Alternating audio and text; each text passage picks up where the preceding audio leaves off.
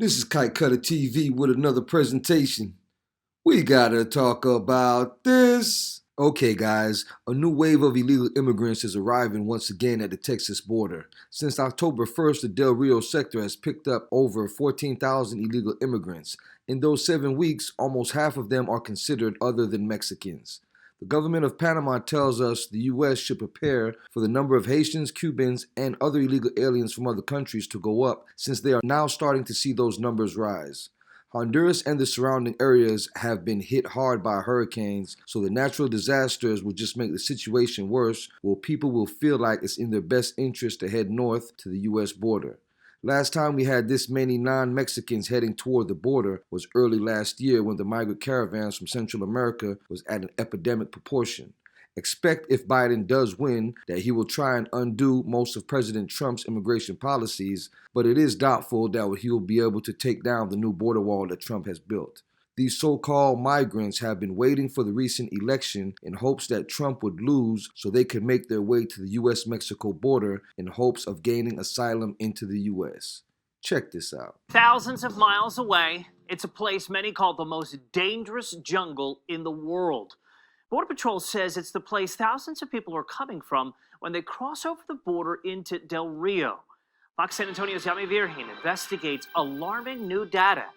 A new wave of immigrants is arriving once again to the Texas border. Since a new fiscal year, which started on October 1st, the Del Rio sector has picked up 14,237 undocumented immigrants. In those 7 weeks, 6,145 of them are considered other than Mexicans. We've seen folks, of course, from Mexico, but Ecuador, we've seen mostly Haitian nationals, and Hondurans. So those are the big numbers for us. The biggest concentration, says Austin Skero, the chief patrol agent in charge of the Del Rio sector, are Haitians, who are coming from a place we took you to before the last explosion of asylum seekers happened here on the Texas border last year. We've seen a significant increase in the number of Haitian family units. We've experienced about 98% of the Haitian nationals that we've encountered tell us that they traverse through Panama. So we expect that we will see some of these folks come in our direction. And we work through our CBP, Office of International Affairs, and the various attaches at our embassies to communicate with our host government or the other governments. In 2019, I took you to the border between Panama and Colombia. This is where those people who are now attempting to enter the U.S. through the Del Rio sector entered the northern part of the continent. This after crossing the Darien jungle, one of the deadliest in the world, in the country of Panama. The Panamanian government tells us that the U.S. should prepare for the number of Haitians, Cubans, and people from other countries to go up, since they are now starting to see those numbers rise. As of last Wednesday, in the Panamanian province of Darien, the new reception area for migrants was reporting about 2,000 migrants at 4 government camps. 965 of those that day were from Haiti, 102 from Cuba. 475 were children from different countries. You know, refugees don't flee because they want to. Refugees don't have any other choice. Sabila Brodzinski is the spokesperson for the United Nations High Commission on Refugees. They provide some of the needs the camps in Panama have. She says the numbers of refugees will continue to grow as long as there's instability in their homelands. Well, you know, as a UN refugee agency, the people that we look at are people who are fleeing for their lives. And, you know, despite COVID and despite border closures and despite everything, those drivers continue to exist in the north of Central America. The drivers of displacement, the persecution, the violence, the threats, all of that continues to exist. And that's true of other countries, you know, with different specifics. What most asylum seekers don't realize, that this is what is waiting for them. Images like this one from Matamoros. That is, unless the new incoming administration changes the asylum process once again. The best advice for now from U.S. Border Patrol is not to expect to walk into the U.S. and be allowed to stay here. So don't do it. don't come. It's a very dangerous journey. Yami Virgen, Fox News at 9. Turning now to the White House, President-elect Biden expected to issue a handful of executive orders during his first few days in office. One of them may be focused on immigration, drawing attention to our border with Nogales, Mexico, where hundreds of refugees are waiting for hearings to claim asylum. Investigator Liliana Soto learning some asylum seekers have been waiting for as long as a year, and they're hoping one of those executive orders includes them. Not only are they hoping, they're taking action by writing a letter to the upcoming administration before Christmas, asking to restore the asylum process. Tenemos miedo a que aquí nos encuentren. Andrea and her family fled Michoacán, Mexico a year ago. She says cartel members tried to kill her husband when he refused to join them. But she never expected she would have to wait for a year in the same country that they were running away from. Nuestro pienso era entregarnos a migración.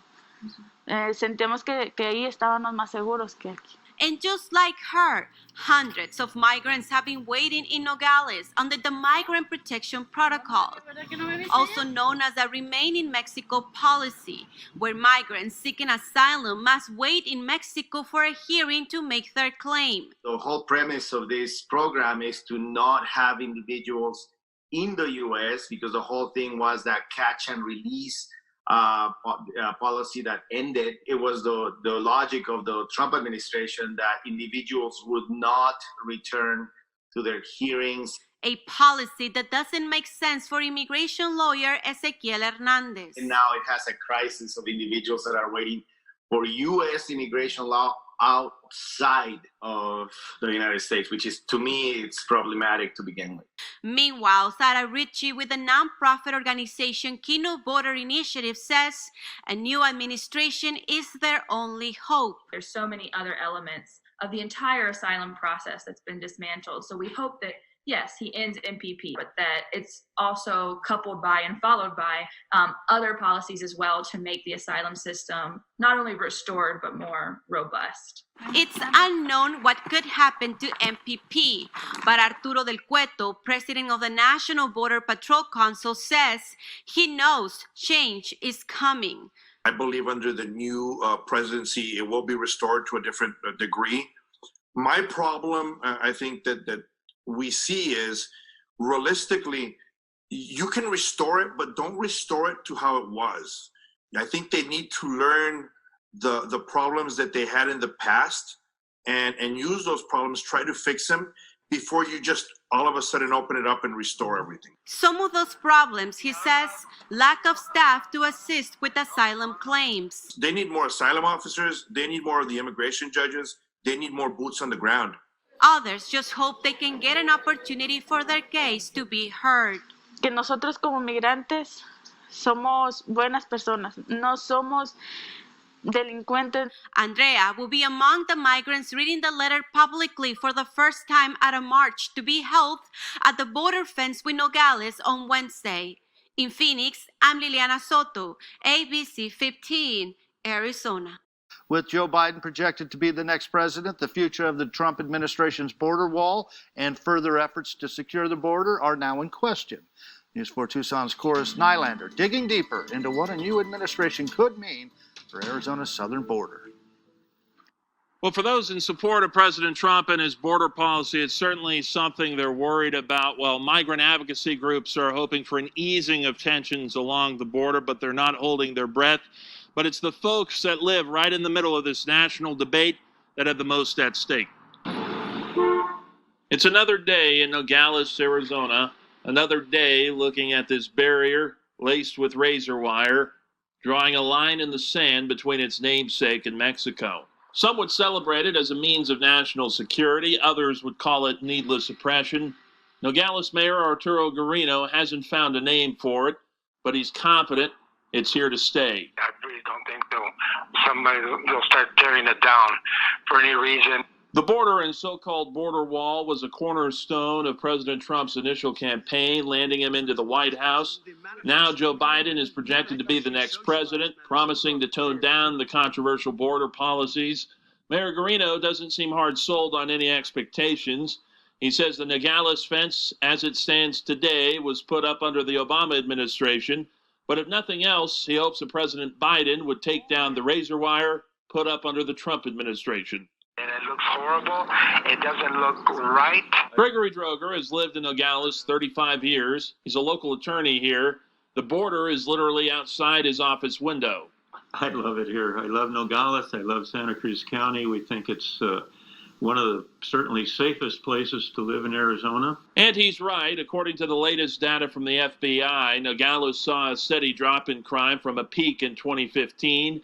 As of 2018, the town was well below the Arizona and national violent crime rates.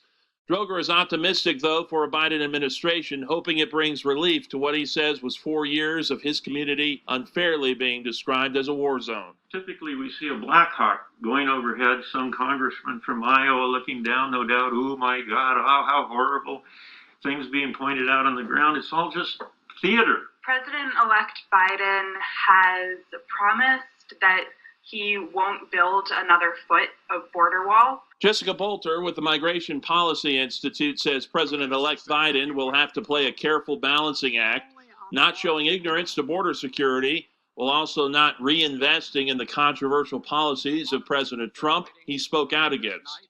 Also making sure that the shift doesn't come so drastically that something like a new border crisis emerges. Speaking with several other people in Nogales who did not want to go on camera, I found most people were indifferent, not expecting hardly anything to change. I did find one man who strongly believes that not enough is being done to secure the border. Certainly an issue many people are still split on. Only time will tell what a change in administrations will mean for a change in border policy. Digging deeper for you, Course Nylander, News 4 Tucson. President-elect Biden is expected to announce more transition moves this week, including more appointments. But the president-elect will have to wait until January 20th to officially enacting policies like immigration reform.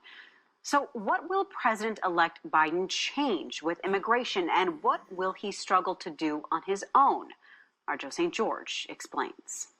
They are some of the most controversial actions President Trump took over the last 4 years. Immigration reform, building the wall, ending DACA, refugee restrictions. So what could President-elect Biden change? Well, executive orders will be issued, likely on day one, to reinstate DACA protections, which would keep 650,000 plus immigrants who came to the U.S. as children in the United States.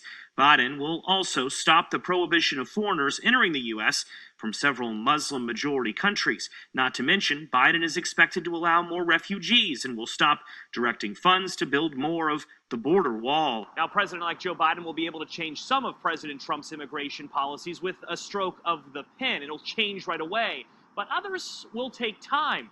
Perhaps even years. What will President-elect Biden struggle to change? Well, he won't be able to take down the 400-plus miles of border wall President Trump built. It'll also be difficult for him to instruct 20,000-plus asylum seekers living in Mexico awaiting court hearings to suddenly enter the United States. Biden will also struggle to end privately run detention centers because of contracts. The president-elect will also need Congress to pass any true immigration reform, which would make it easier for those outside the United States to become citizens. Many of Biden's critics in the U.S. Senate will caution the most important thing that must be protected is the border. Remember, 2 runoff elections in Georgia in January will determine control of the Senate and the future of what immigration bills may get passed into law. In Washington, I'm Joe St. George. Thanks for watching. Like, share, and subscribe. Till next time, God bless. Peace.